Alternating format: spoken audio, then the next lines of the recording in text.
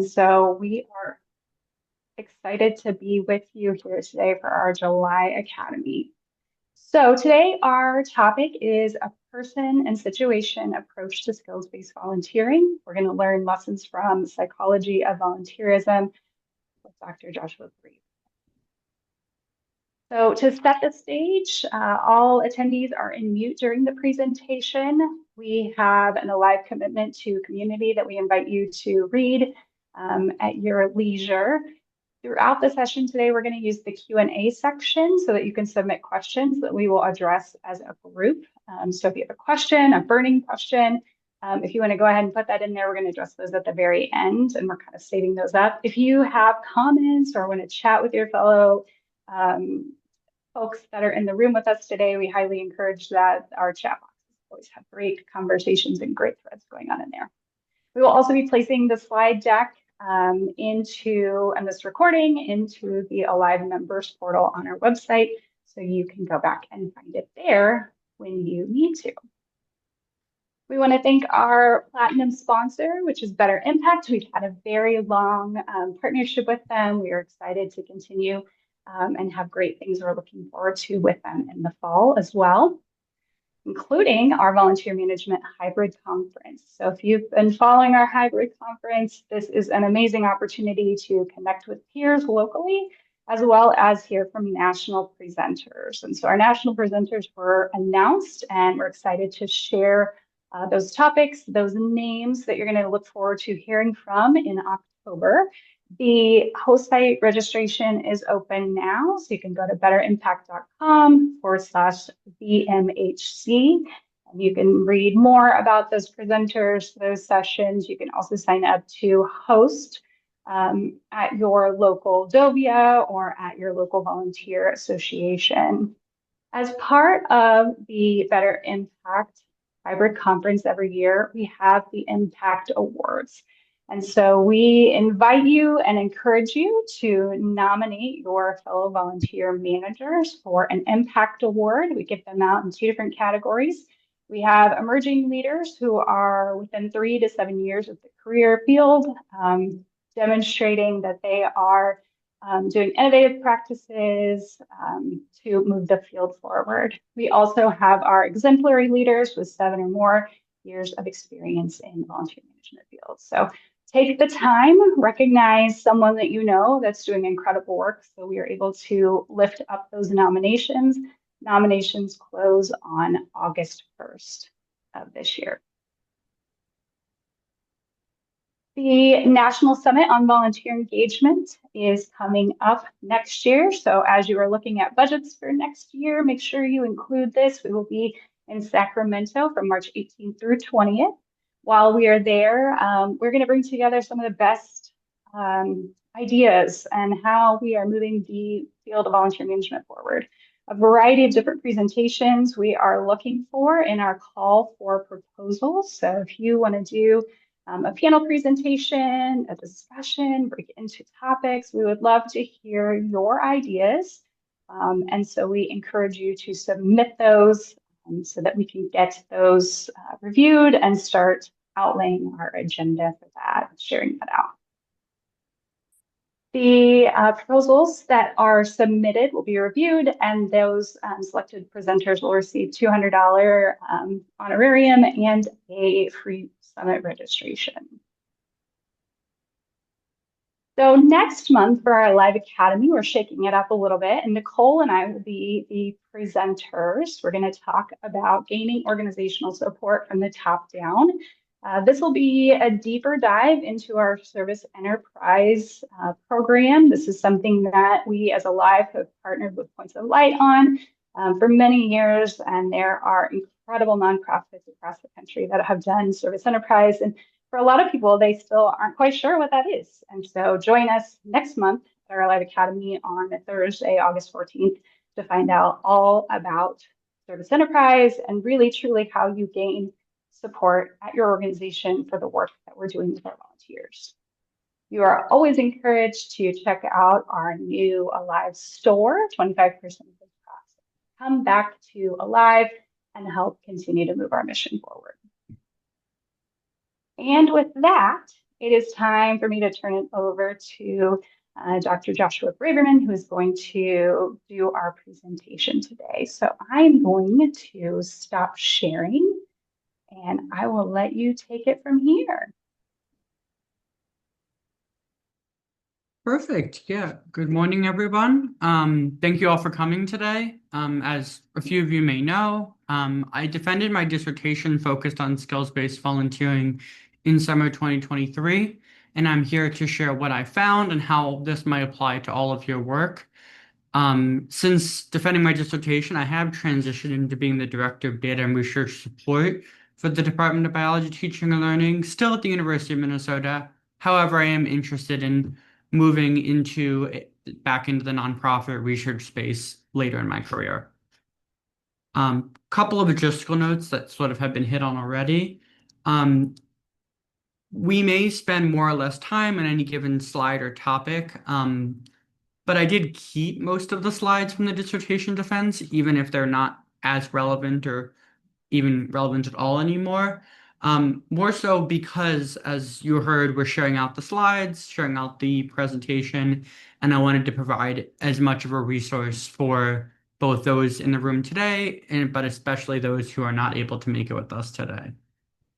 And as we were chatting a bit more before we started, I will again round a bit more towards the explanation or more towards the background than the statistics and results.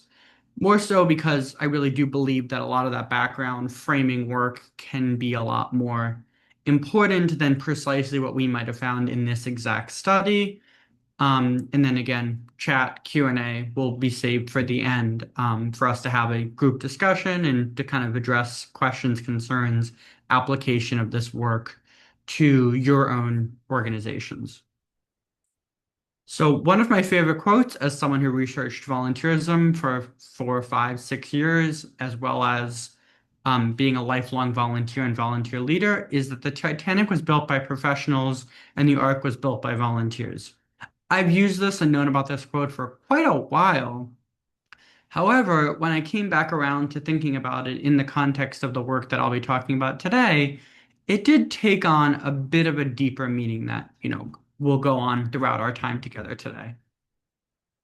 So often when we ask people to think about volunteering, maybe not the folks in this room, being that you're attending today, but we ask a lot of our friends and family to think about what does volunteering look like, or as social psychologists call it, the schema or the common mental image of volunteering. They're really going to think about, the volunteering that they've participated in or that they see portrayed in popular press and things like that.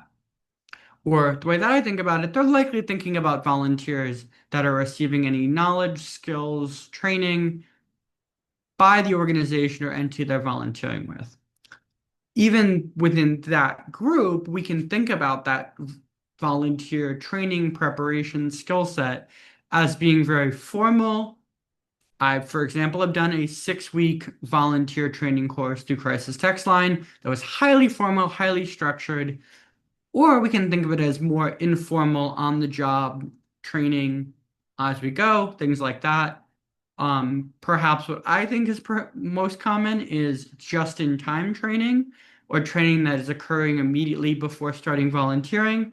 I've had just-in-time training as a volunteer myself that has been well under 30 seconds. I've also had just-in-time training that's an hour long. So there's a lot of ways that this can present as well. However, what about these examples? What about a boardroom or an art gallery or a doctor or a carpenter or strategic planning and things like this?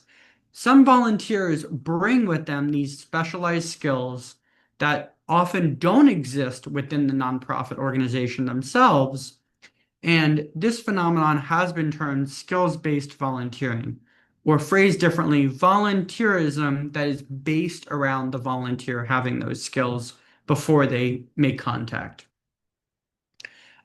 Surprisingly, when getting into this work, one of the things that I learned very quickly is there actually wasn't, or at least when I did this in 2022, this part of the project, there wasn't an agreed upon definition of skills-based volunteering.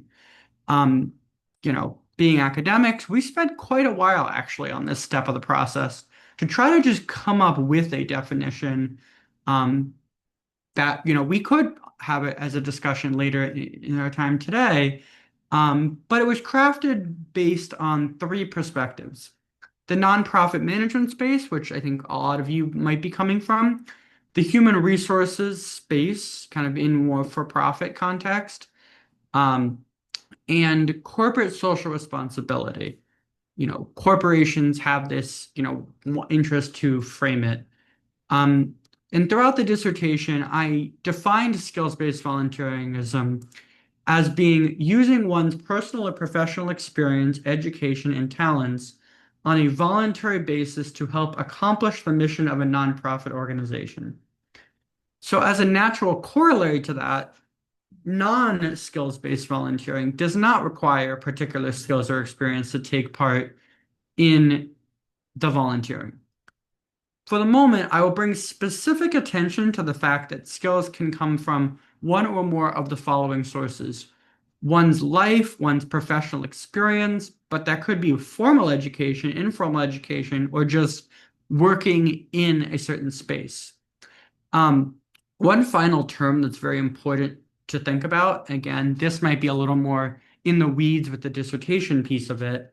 When I use the term generic volunteerism, we're referring to volunteerism without regards to whether specific or pre-existing knowledge or skills are needed.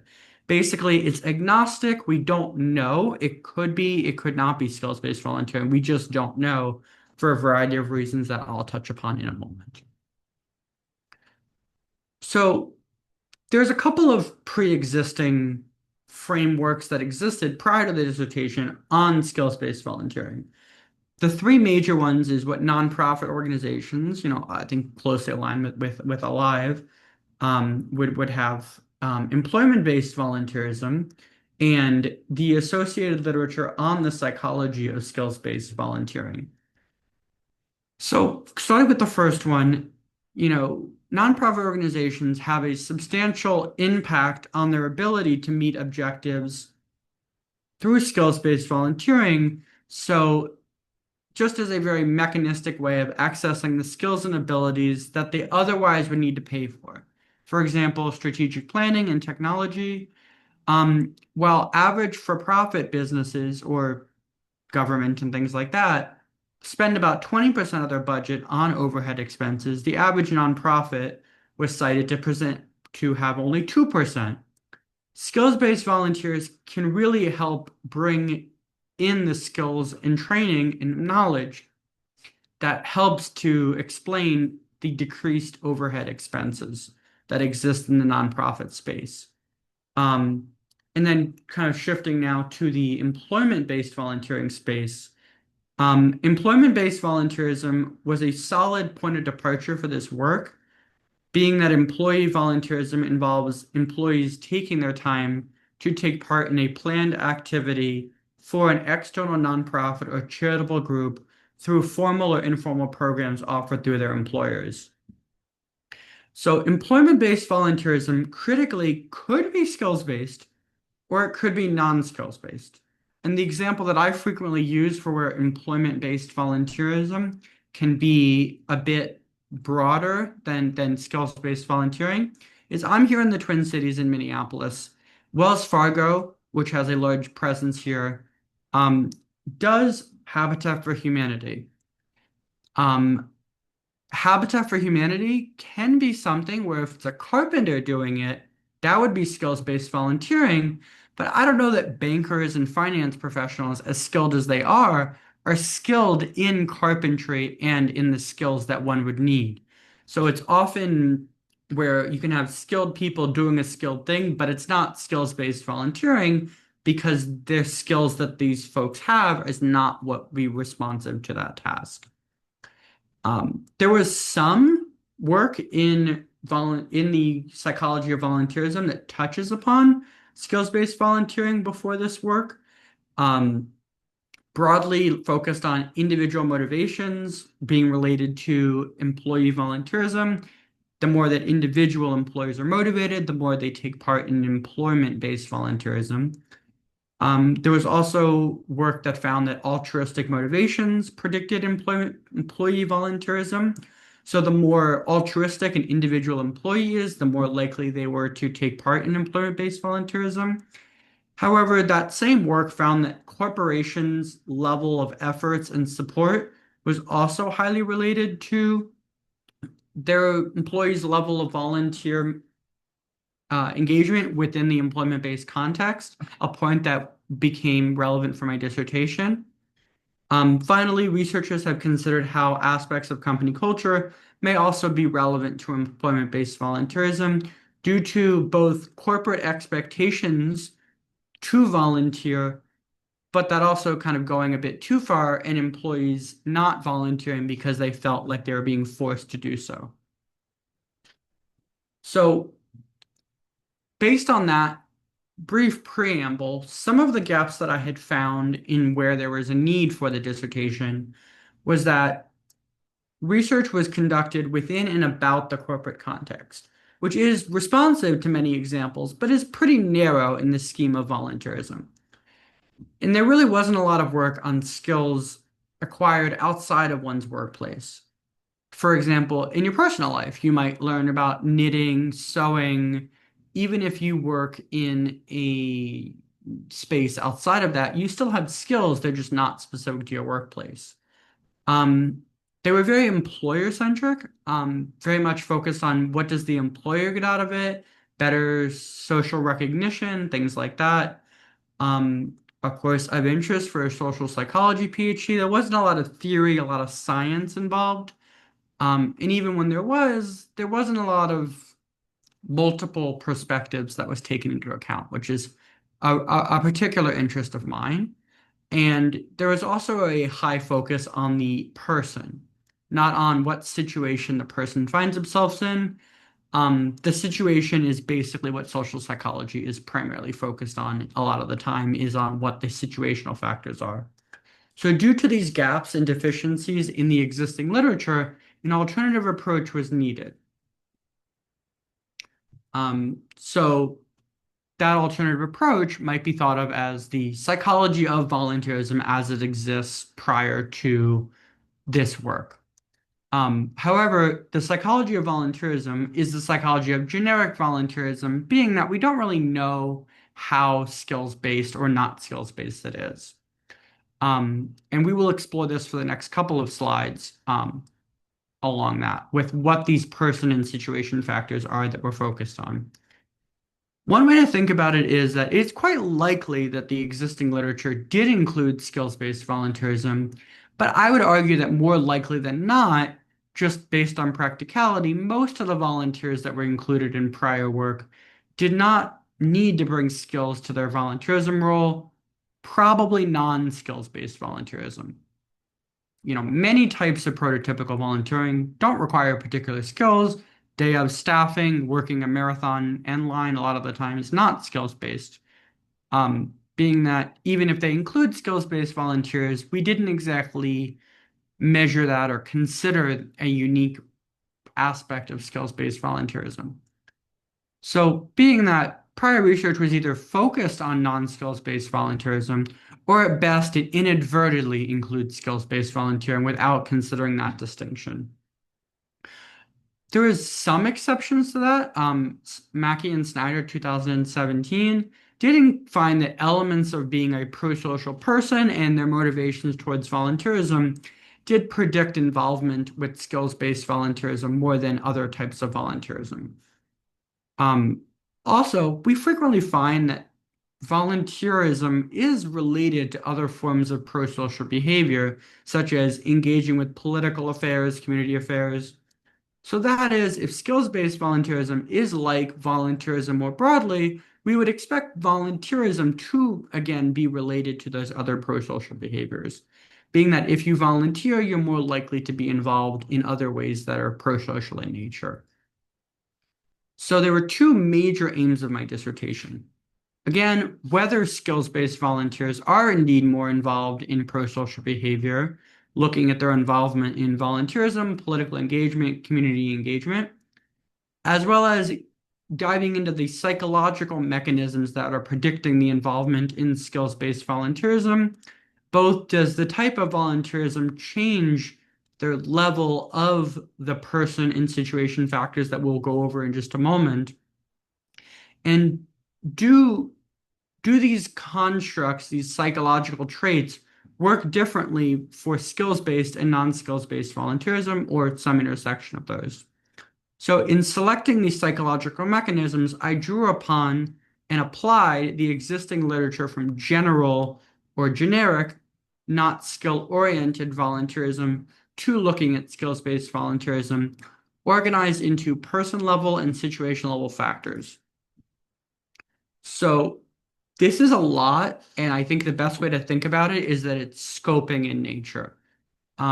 Person and situation level factors is absolutely everything on the slide, but then as you imagine, it splits into the left, person level, the right is situation level. Under person level, we have motivation, and there's different kinds of motivation, two kinds of motivation with their subsets, two kinds of personality with their subsets, and then identity, we only looked at role identity, but role identity had two different things that we consider. And then going over to the right side on situation level factors, we look at social norms and a variety of social norms, four social norms, as well as two forms of opportunities that we will kind of go over in a moment here. Okay, so yes, so moving into study one. So study one had two major questions that we sought to answer. Whether volunteers who take part in skills-based volunteerism are more pro-social than volunteers who do not take part in skills-based volunteerism, and how do skills-based volunteers vary demographically from non-skills-based volunteers? Those are the two major aims that we thought to address. So study one used a large existing data set from the United States, the Census Bureau's current population survey. The data was from 2017, which again, here in 2025 now, is even older than when this was first done back in 2022. However, 2017, as of when I did this work, was the most recent year that asked the relevant questions about volunteering that allowed us to do this work on skills-based volunteering. It's very possible that the future releases that have happened since 2022 or in the future will include these questions again. But again, 2017 was the best we could do at that time. While only 20,000 people are included in the present analysis, the overall data set is 100,000 people. The 20,000 is only those who indicated having volunteered. So non-volunteers are not included in the present work. So looking at 16 years or older volunteers, we have again about that 20,000, just shy of 60% female, mean age of about 49. 85% white, 50% with a yearly income less than 75,000, 40% or so report living in a metropolitan area of less than 500,000 people, and about 56% living in an area with 500,000 people or more. So kind of that's the nature of the sample here. While the whole 100,000 was representative of the United States, the volunteer subset may not necessarily be representative any longer. So one thing that's worth spending some time on is focusing on how we did these groupings into skills-based volunteerism, because it was a bit creative and a bit, thought out in that way. So we were overall comparing skills-based volunteers, which we classified to be about 40% of the sample, and non-skill-based volunteers were about 60% of the sample. The way that we made this distinction is, did they take part in one or more of the examples of skills-based volunteering? These, of course, are behaviors, not necessarily skills. However, based on our interpretation of these four, and there was, I think, 10 or 12 overall examples, these were the four that we felt had the most chance to be skills based. And as I often think about is skills based volunteerism is often could anyone do this? If not, it's probably skills based. But that's kind of my rough metric on how I've defined skills based in a very like working way. And we look to compare skills-based and non-skills-based volunteers based on how frequently they volunteer, their level of political engagement, community engagement, as well as their demographic characteristics and traits. So we did find that skills-based volunteers were more involved with volunteerism, political engagement, and community engagement. Skills-based volunteers were also older, more likely to be white, have a higher income, and be more highly educated. Skills-based volunteers were also more likely to have been born in and be a citizen of the United States. Both of those were separate variables, just to make note. They live in a metropolitan area, but and somewhat less likely to live in a population of 500 or greater, and have an active professional license. So that is skills-based volunteers were somewhat less likely to live in an area of that size, but were more likely to have a professional certification, state license, or industry license. Kind of meaningful when you think about those are things that skills-based volunteers are very likely to need for their skills-based volunteering. Many of the differences were statistically significant, but probably not practically significant because the size of the effect was quite small for these effects. So from study one, we do have evidence that those who take part in skills-based volunteering are pro-social. However, those demographic differences were quite small, with two big exceptions. Skills-based volunteers were much older, much larger in effect, and were significantly more likely to have a bachelor's degree or higher. While it is beneficial that this data came from a large, well-represented sample in the United States, since we were focused only on the volunteers, most of the sample was not used in the analysis. Only 20% or so of the 100,000 was used. But also, this is more demographic in nature. There was no explicit psychological stuff here, constructs here. Going into study two, I take a more systematic approach to carefully designate participants as skills-based volunteers versus non-skills-based volunteers, as well as being more intentional about how we write the survey items using the best strategies we could to write established survey questions, including psychological constructs, as well as understanding these group differences that we talked about in study one, kind of understanding more how are they happening. Okay, so transitioning now into study two. So for study two's aims, we're looking at did these volunteers vary based on their mean level, just their mean average of these different psychological factors that we talked about? And do these constructs, these psychological traits, predict volunteerism differently based on the type of volunteerism? I think the way to think about and the way that we'll use this metric throughout for that second bullet point is the psychology of volunteerism, as we've known it for the last couple of decades, also the psychology of skills-based volunteerism, or is there some deviation between the two? We also sought to replicate the two major areas of study one, involving how pro-socially involved skills-based volunteers are compared to non-skills-based, as well as what the demographic differences between the two groups may be as well. So study two involved a web-based surveys of volunteers across the United States of America.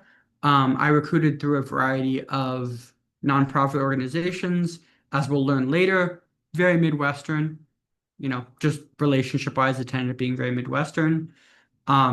It was 761 current volunteers, 18 years or older, about 70% women, pretty well matched to the study one results, 86% white, it was 85% for study one, so again, pretty close, and about 75% 40 years or older.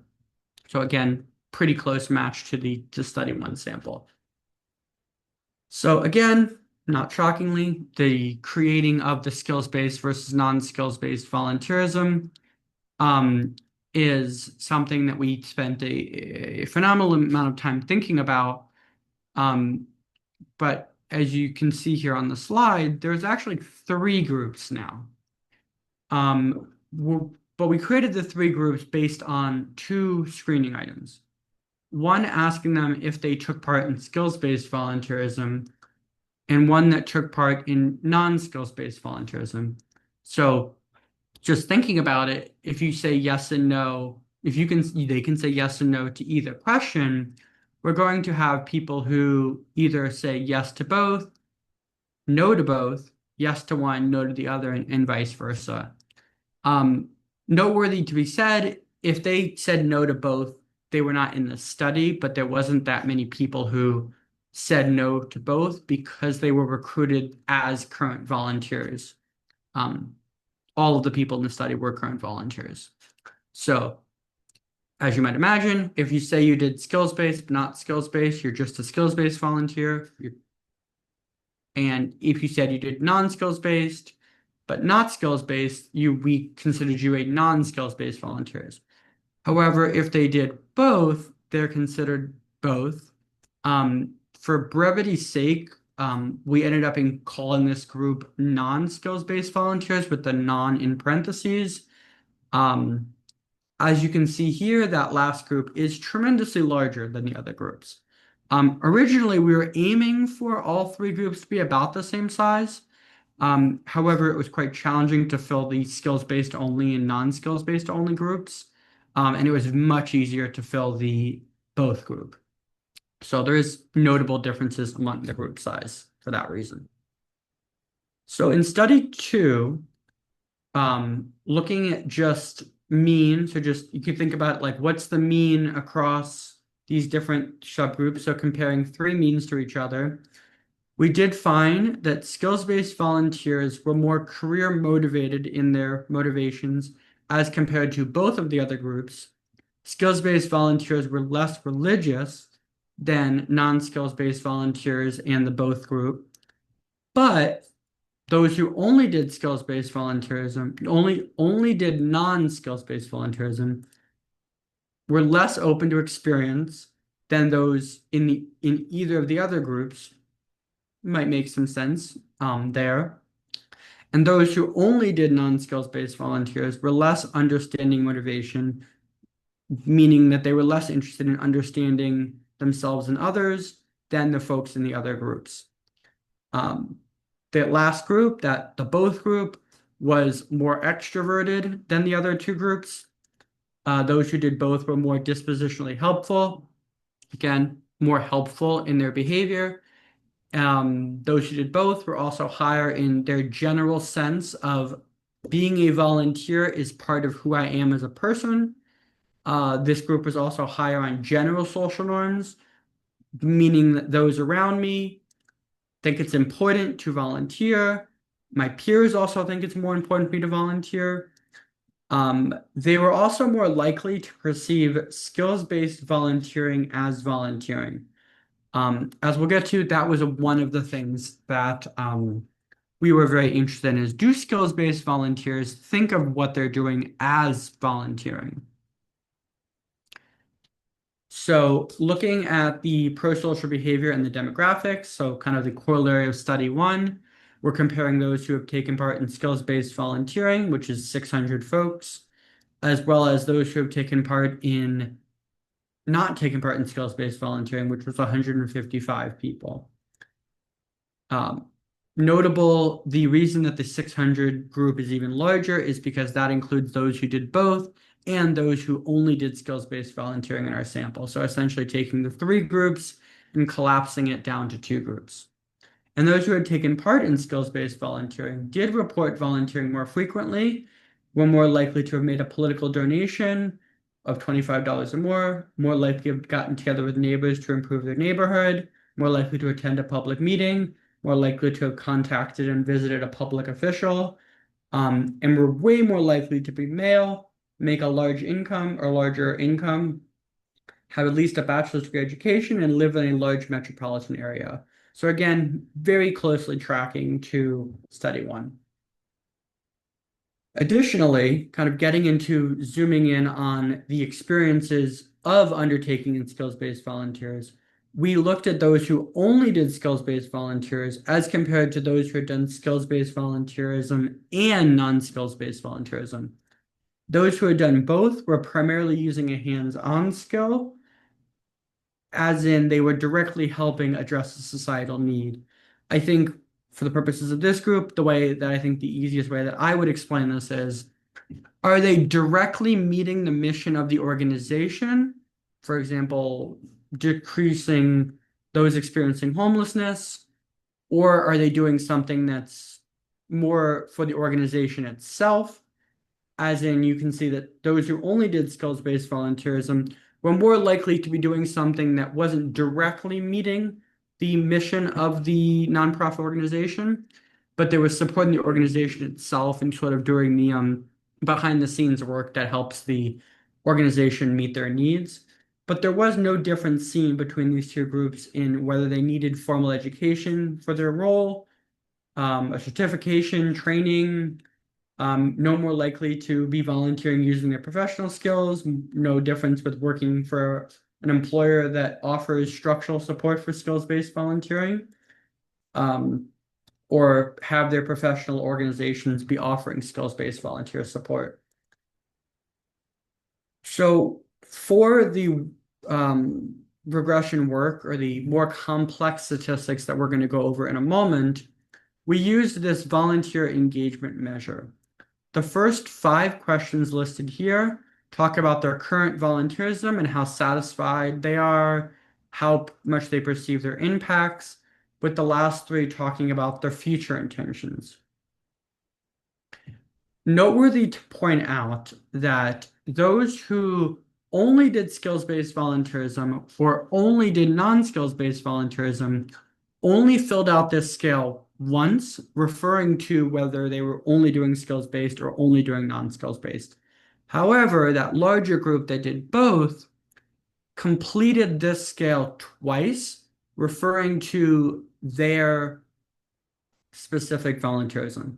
So referring to skills-based volunteerism or referring to non-skills-based volunteerism, and they did those 2 in a random order for those who did both. So to understand whether the established psychological mechanisms for volunteerism work the same across the different types of volunteerism, I utilize multiple linear regression. Just to go over this kind of one more time, to revisit this again and to talk about it more in a statistical framework. Starting from the top here, there's the person and situation factors. That is the most complicated model. That statistical model includes all the concepts below, and then same logic for person level factors, including everything below. Situation level factors has everything below. And the most simplistic models we had were in that motivation, personality, identity row. We had motivation model, personality model, identity model, social norms, and opportunities. And we didn't go any lower than that in our complexity.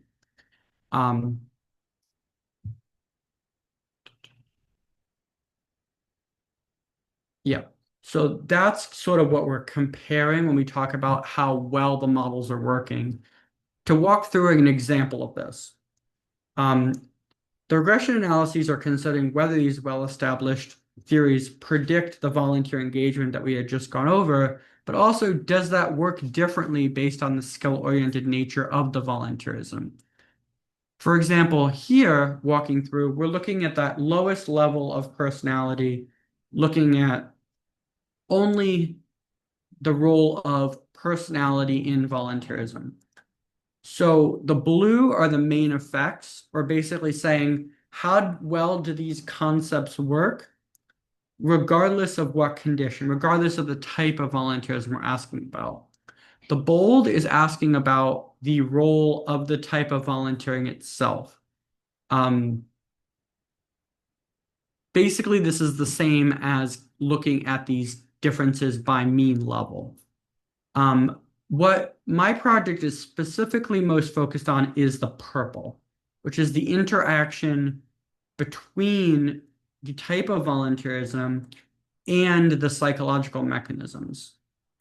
So, do these psychological mechanisms work the same for different types of volunteerism? That's the critical question here is what happens with those purple constructs? Broadly, not to bury the lead, is I found that predictive relationships did not differ between types of volunteerism. And to promote interpretability, I only note significant findings where there was a difference between types of volunteerism. Uh, so starting with personality on the person level, person factor side of this, there were no differences by type of volunteerism. However, conscientiousness was particularly robust, meaning that regardless of what else was going on, conscientiousness was a predictor of volunteerism broadly. Again, for motivation, there wasn't any real difference, except again, values, functional motivation, altruism were significant predictors, regardless of the type of volunteerism is questioned.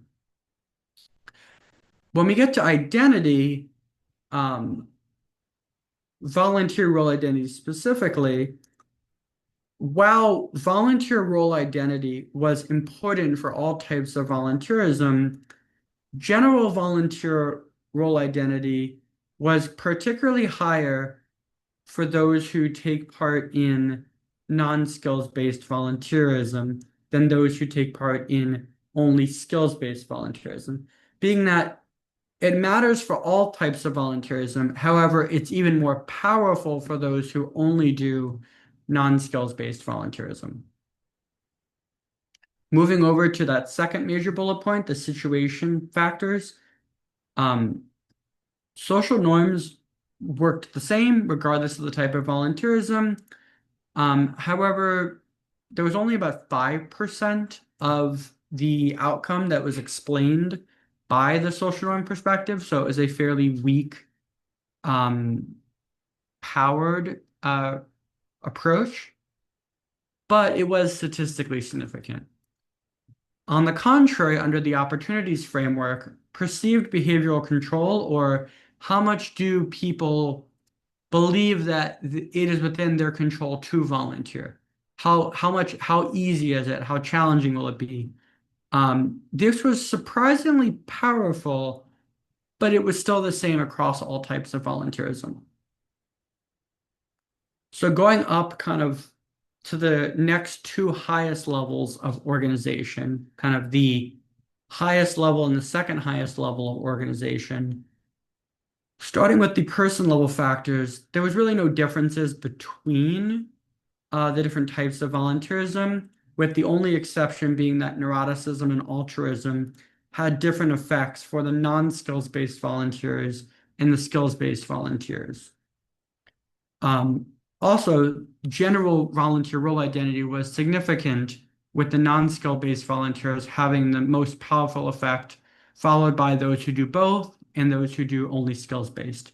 I will note that that's the same effect that we saw before, just at a higher level with more things being included in the model. Statistically speaking, that means that that effect is even stronger because even when we try to control for it, it's still remaining. Moving to the situation level factor model, there were no differences among types of volunteerism. However, social norms and peer social norms of other, the social norms held by the other volunteers and how well they believe they can do the volunteerism and how easy it is, general perceived behavioral control, were significant and robust predictors. And then finally, moving on to the most complicated model, where it had absolutely everything that we looked at. Altruism was more powerful for skills-based volunteers than non-skill-based volunteers, but the effect of general volunteer role identity was the strongest for non-skill-based volunteers, those who do both and those who only do skills-based volunteerism, respectively.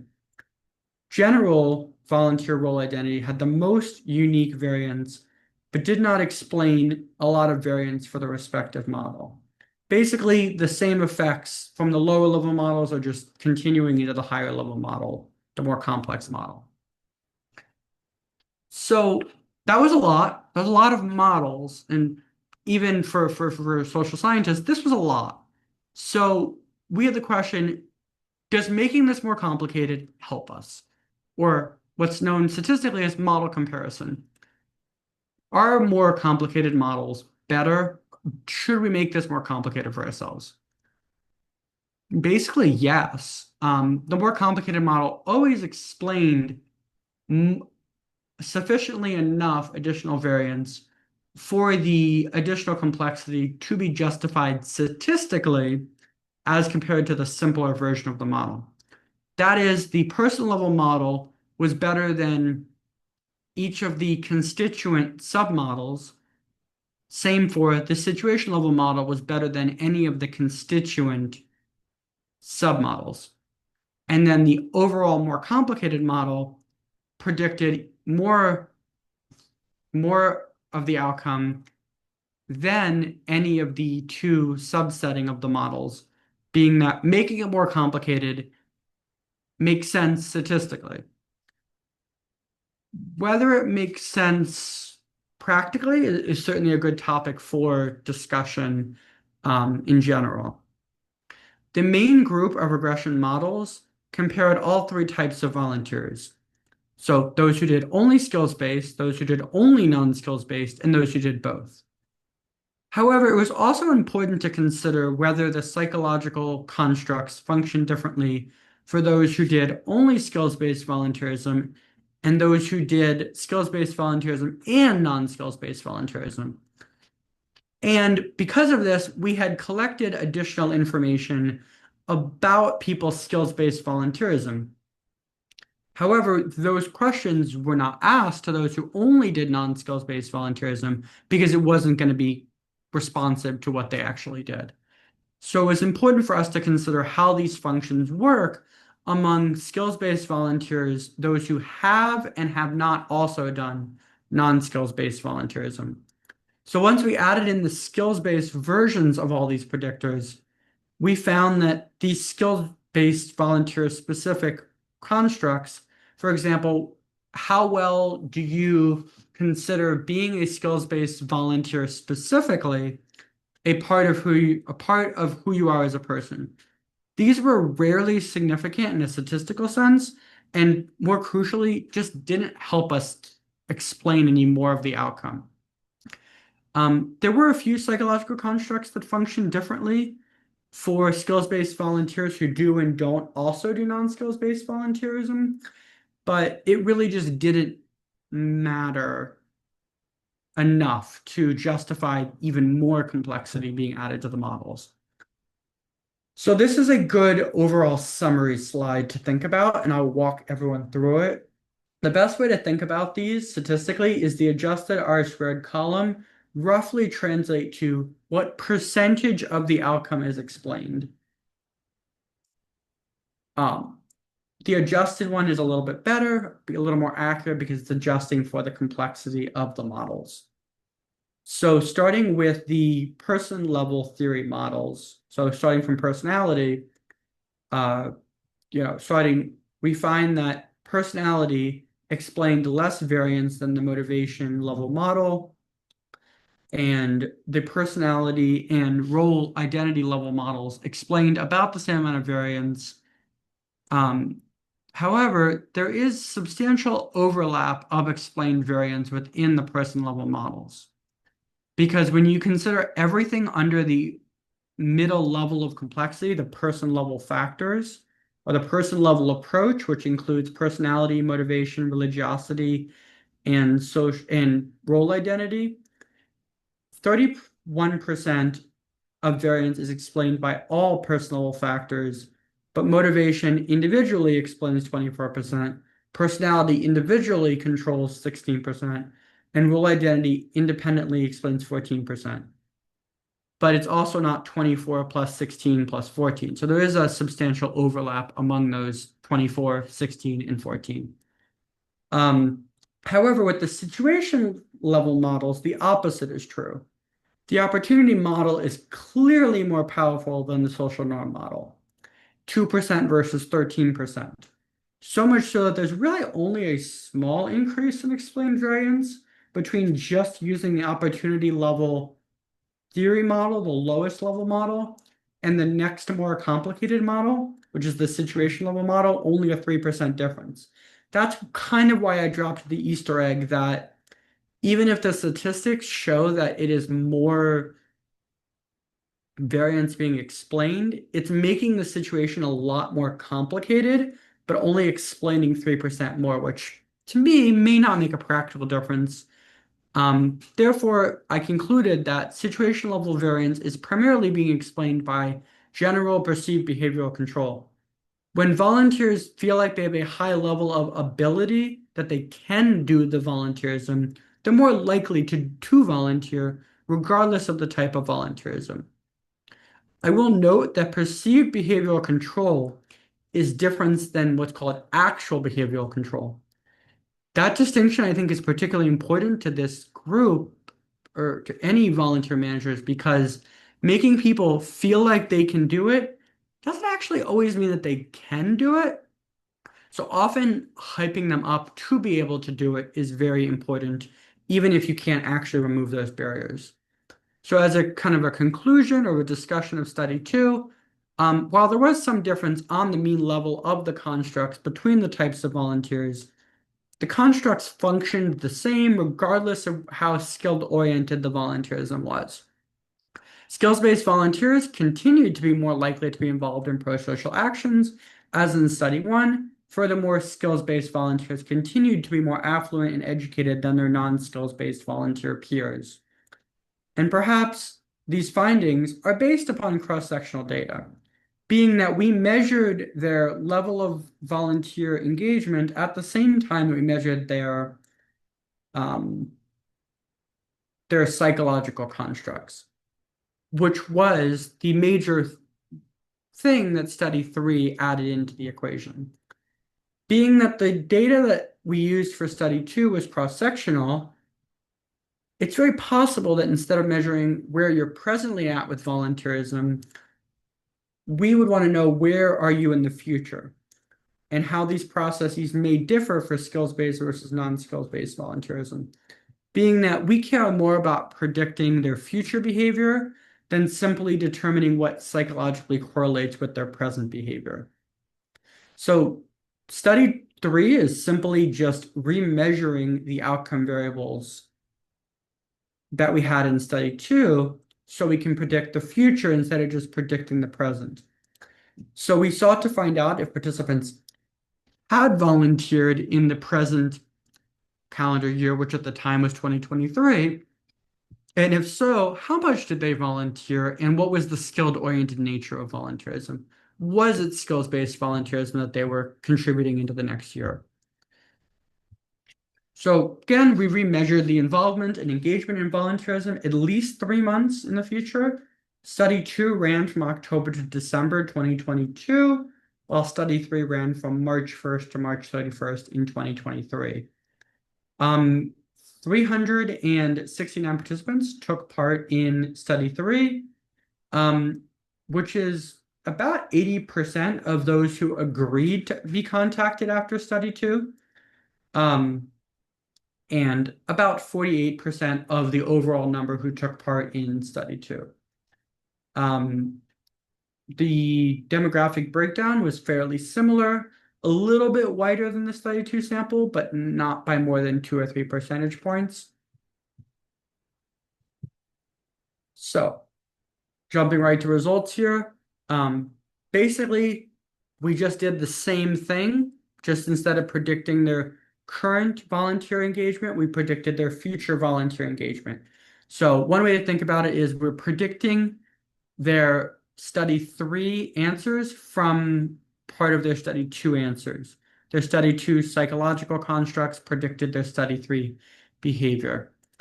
So again, we found that on the person level model, agreeableness and general volunteer role identity significantly predicted their volunteer engagement regardless of the group, or the type of volunteerism.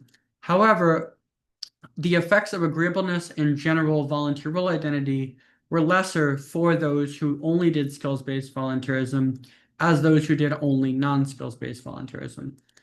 The effect of conscientiousness was elevated for skills-based volunteers than for non-skills-based volunteers.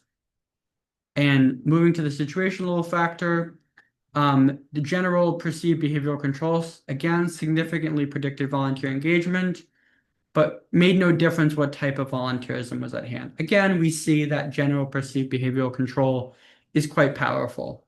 Moving to the most complicated models, the agreeableness and general volunteer role identity significantly predicted their level of volunteer engagement, regardless of what type of volunteerism was at hand.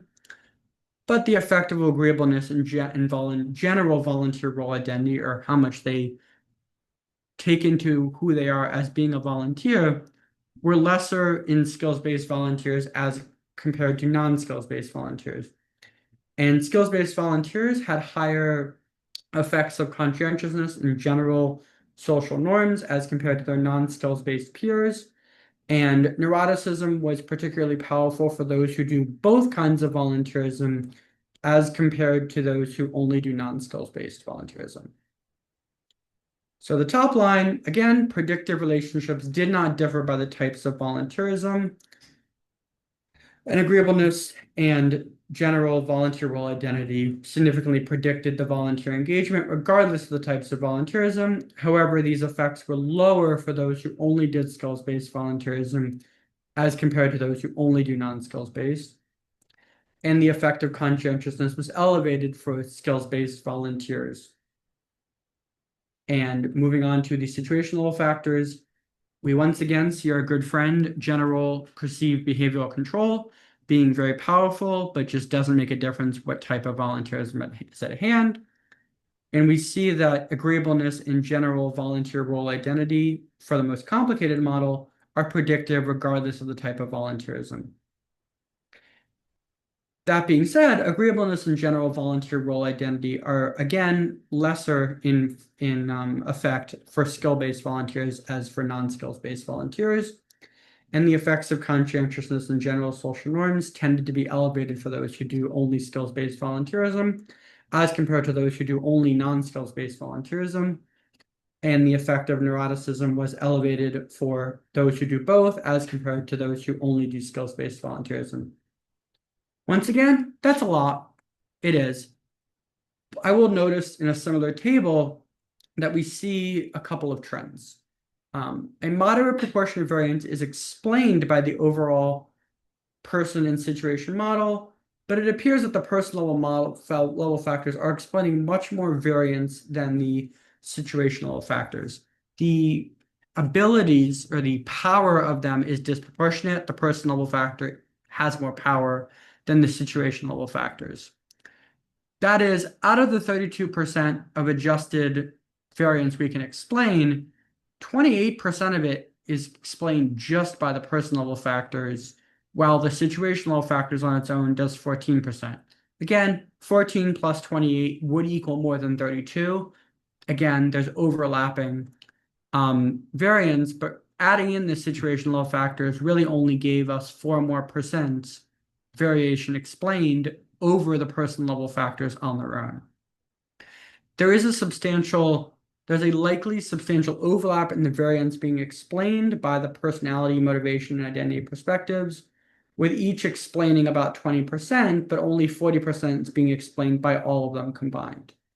Looking at a similar framework for the person level factors, general perceived behavioral control essentially was the workhorse for situation level factors, with social norms being insignificant and really not giving us much additional explained variation.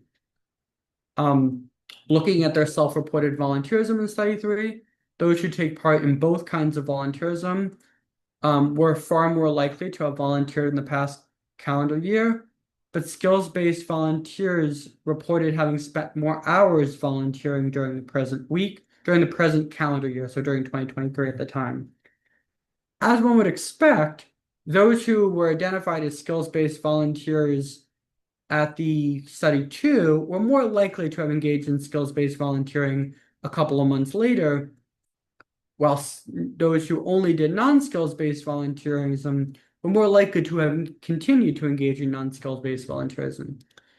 However, there were no differences between those who did only one, only the other, or did both on how many reported occurrences of skills-based volunteerism and non-skills-based volunteerism that they did. So a couple of discussion or conclusion points on study three specifically. So across study two and in study three, one conclusion is clear. The psychology of volunteerism is the psychology of skills-based volunteerism. And skills-based volunteers continue to be more involved with pro-social behaviors, including volunteerism itself.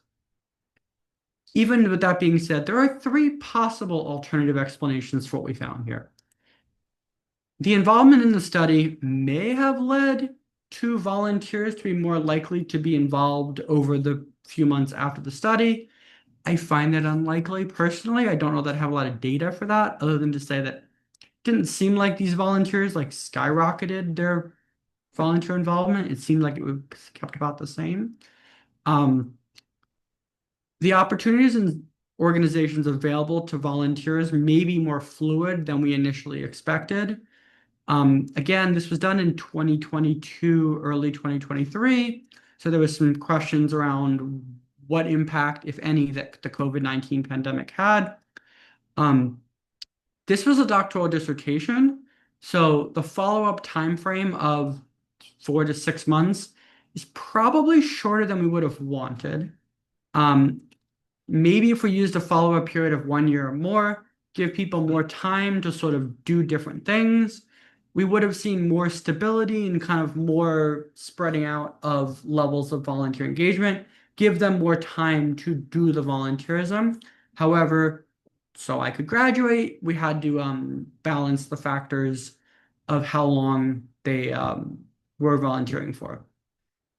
So overall, for all of these results, concluding the whole kind of presentation piece here, we found that while the psychology of volunteerism was developed without considering the skills-oriented nature of the volunteerism, it is pretty clear that the psychological characteristics, the behavioral characteristics that predict generic volunteerism without regards to its skill-oriented nature do in fact extend to skills-based volunteerism. And skill-based volunteers look and act much similarly to those who take part in generic volunteerism.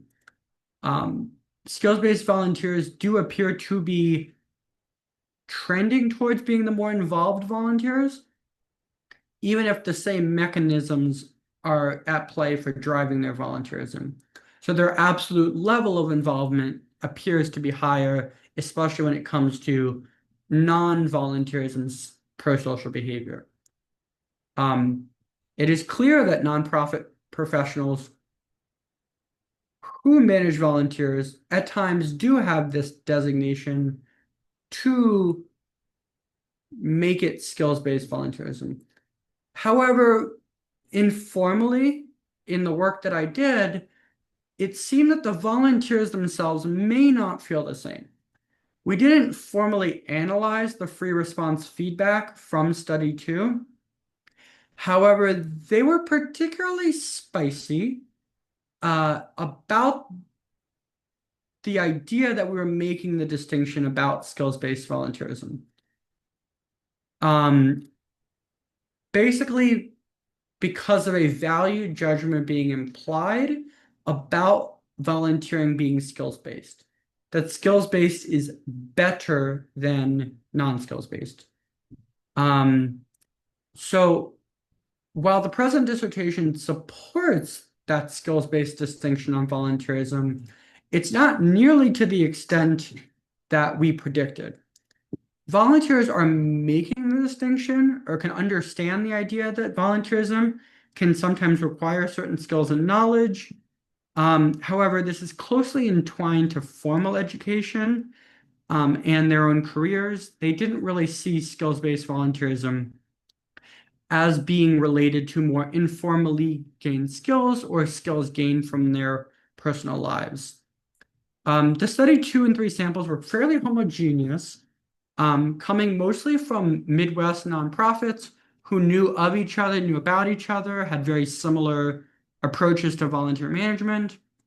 Um, they also were very into skills-based volunteerism, so their volunteers probably directly or indirectly were also going to be impacted by this awareness among the staff members at the nonprofit. We didn't access many corporate volunteers, so it's quite unclear whether all of this will map onto corporate volunteerism. Um, we looked at employers a little bit, but not to the extent that we would have needed to do to better understand corporate volunteerism when it intersects with skills-based volunteerism. But there is a need to focus on the nuances that are intrinsic to skills-based volunteerism. Specifically, while skill-based volunteerism uses skills acquired through one's education and profession, the impact of that is that the culture of their education and career can include aspects that influence their involvement and retention in the associated volunteerism. A good example of this is with medical students. I wrote a separate paper around medical students' volunteerism and their use of their skills and training from medical school. And a major outcome of that was that a lot of why they were volunteering had to do with what other medical students, faculty, staff, proctors, sponsors, advisors, what their attitudes towards this was. We also hear about this with the American Bar Association, puts a priority and puts an emphasis on people, lawyers, volunteering or doing pro bono work as part of their jobs. And that's why we see that the most powerful aspects are these expectations and identities related to their professional socialization. We hope that future research will use longitudinal methodologies to explicitly examine how these educational processes and day-to-day occupational experiences impact how people get involved in skills-based volunteerism. There's also a need to better explicate these demographic roles with how the demographics of skills-based volunteers work. Because skills-based volunteerism can be very tied to formal education, and formal education is fairly privileged, especially when it comes to graduate and professional education. I think it's important to very much interrogate those demographic results to make sure that they're saying what we think they're saying. And briefly, for the implications for practitioners, being that that's going to be a lot of what we talk about in the question and answer session. It makes sense to continue to probably apply the things we do for all volunteers to do for skills-based volunteers specifically. However, when you're targeting specific skill sets, it does get more into what matters for doctors, lawyers, accountants. That's where it gets into that like specific professional norms and practices, which this project did not get into because we covered absolutely all skills-based volunteers. Promoting this idea of perceived behavioral control, or that we're removing the barriers or perceived barriers to volunteerism. One of them is connection, I think is a major one that comes up with connecting volunteers with specific skill sets to those who need those skill sets. There are skill-based specific volunteer clearinghouses, like Catch a Fire is one that I've run into, and I think those are also ways to go forward. Briefly, just appreciating my doctoral advisors, the rest of my dissertation committee, the undergraduate students who help with this work, as well as my undergraduate advisor. And then these are the organizations that took part in the recruitment as well. And then, of course, my parents, got to thank them. Even if they don't precisely know what my career field is or like how it all worked, but they were still very helpful as best as they could. I'm not sure I would have gotten through the craziness of family dogs without got through the dissertation without the family dogs. The dog on the left helped with the dissertation proposal. The dog on the right helped with writing the dissertation. So both of them deserve praise. And then yeah, that's we have looks like about 20 minutes for questions, comments, and discussion. Awesome. Thank you so much for sharing. We do have a comment in the chat box from Brianna, who's with the Denver Zoo and was interested in hearing. Um, she was interested to hear that the volunteer role identity was stronger in the non-skills-based volunteers, if she's understanding that correctly. So that may be a point you want to clarify for us. I think that this is reflected in our organization, where I would say that our limited skills-based volunteers are often the least connected to our volunteer program and other volunteers overall. Yeah, I'm just taking a peek at that as well, just to make sure Yeah. I'm understanding the question correctly.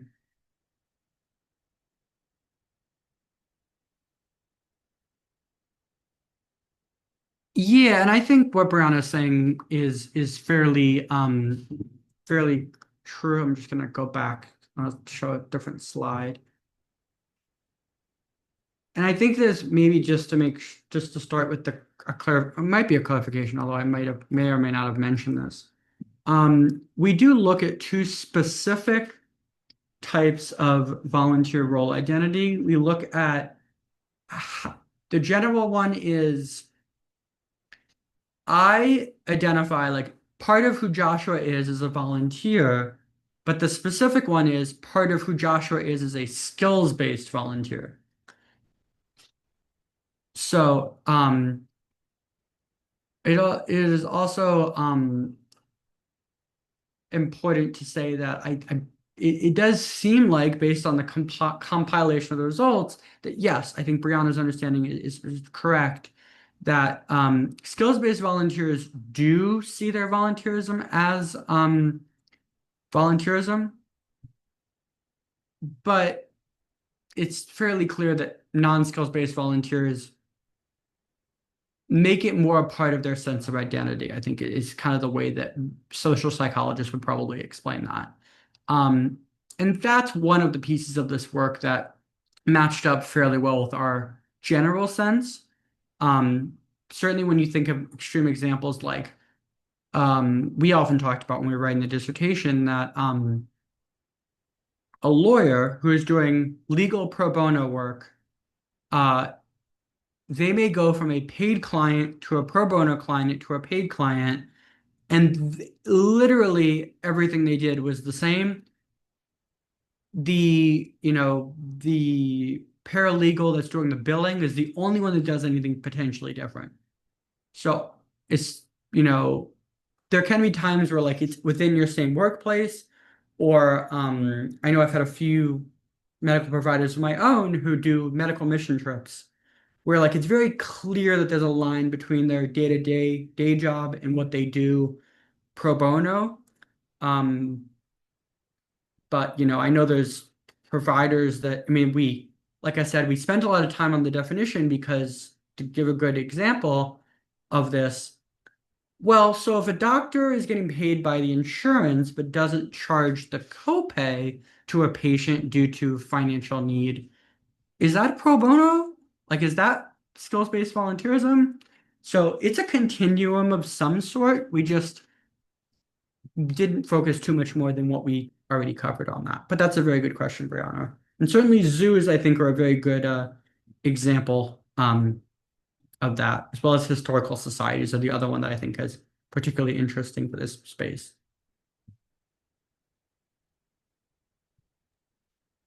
Well, that is all of the questions that I see in the chat. Oh, there's one more. There's Megan. Megan says, our organization's been trying to racially diversify our volunteer corps. They are mostly retired professionals. These findings explain why it's been difficult.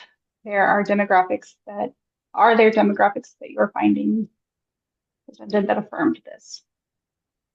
Yeah, and I will definitely say, and again, this is a little bit outside of the present project, but I think for context, this was one project I did of like I don't know, 8 or 10 different projects, only some of which are published. Um, some of the other work that we did, my advisor, Mark Snyder, if you really want to like get even more of this like scientific view of volunteerism, Dr. Mark Snyder, who just retired and has been involved with Popular Press and done a lot of other things. Um, there is this thing that we find, and again, it's hard to differentiate this from like societal norms. Correlationally, we do find that retired volunteerism do tend to be fairly white. Especially when we're talking about anything that's more skills based, because of societal inequities and kind of things like that. A lot of people who have the privilege to retire, especially those who are privileged to retire with skill set, tend to be more affluent and due to just a variety of societal reasons, tend to be white. Um, I particularly like things like Catch a Fire. I mean, as you now see, they were one of the people who helped us do this study. So I got to know them fairly well. Is that they have been able to help working professionals still volunteer. Um, so that's but yes, that is something we noticed. If you look at the Census Bureau puts out a lot of similar data to this as well. So I think I think Megan's how you pronounce that name. If you need to justify, because I spent a lot of my time having to justify things to my advisors and things, the current population survey, and I think it has a new name now, I think for the last iteration with the Census Bureau, puts out a lot of good statistics that can show why that's being so hard. Is that there's some pretty clear statistics on that. Awesome. We also have a comment from Marcia in the chat as well. She would say that municipal government volunteer programs often have very specific skills-based volunteers. Generally, many of them are part of advisory boards or committees, and that many are appointed but are considered volunteers. Some of us managing a volunteer program, such as in the parks or library, tend to not interact with them very much, which can be a bit odd, but it feels a little bit political. Yeah, I don't know that I have a tremendous much more to say to that. I will maybe just say that board service is something that I think is and I this is more life experiences I've had since I wrote the dissertation. Um, I think board service is a fascinating concept. Um, Mostly because I don't always know that we can identify what the skills are. It's often, I would say, it's who sometimes people know, like who they know on boards. Or I know there's some boards that almost you buy your way onto, even if it's not, you buy it in like later. You don't like, so you do it because of your financial standing. Um, so, as Mark Snyder and I often talk about, the pro-social behavior area is very muddy. There was a paper done by one of his former students a couple years back that raised some good questions about even AmeriCorps, Senior Corps, where there's a stipend involved. It's hotly debated where that stands with pro-social behavior. Um, because there's certainly, if you're paid at all, some folks consider it to not be volunteerism or pro-social in nature. However, I personally feel that, a lot of the nonprofit paid staff are doing a form of pro-social behavior by taking a lower income to work in a space where they're doing good, but it gets very attached into morality here, especially when it comes into when there's a clear corollary between the skills-based volunteerism and the paid profession that interacts closely with it.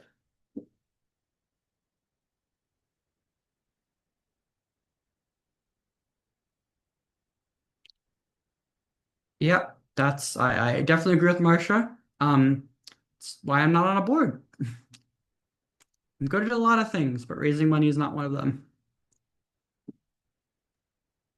Well, and I think that, as you said, is also the sort of interesting part about boards is that no two boards are alike, right? So you do see often what Marcia's seeing where folks are appointed and who they can get and its social status, and it does feel a little bit more um, politically operated and distance from the staff. And then you get, other boards like the Alive board that is passionate people in the volunteer field that are coming to do good together. And so there's really no one size fits all, right, with that board service, which I think makes it extra tricky. And it is part of that skills-based work that feels like it's continuously evolving within our field. So I think interesting things to come. Really appreciate your presentation today. Appreciate the great questions that we got from our audience towards the very end. So we want to be mindful of everyone's time and probably wrap things up. But I know there was a comment in the chat. Please do not forget we have big deadlines coming up. So get those impact award nominations into us. Also, we are looking for those calls for proposals for the volunteer summit. So those are two early August deadlines that we hope you will keep in mind as you are finishing out and closing out your summer. And then thank you so much for dropping your information in the chat so that if folks do have questions, they want to continue this discussion afterwards, they are able to do that. We will see you all in August, where we will be talking about service to enterprise and how to get leadership buy-in to the work that you're doing. Thank you all so much for joining us. Enjoy the rest of your afternoon.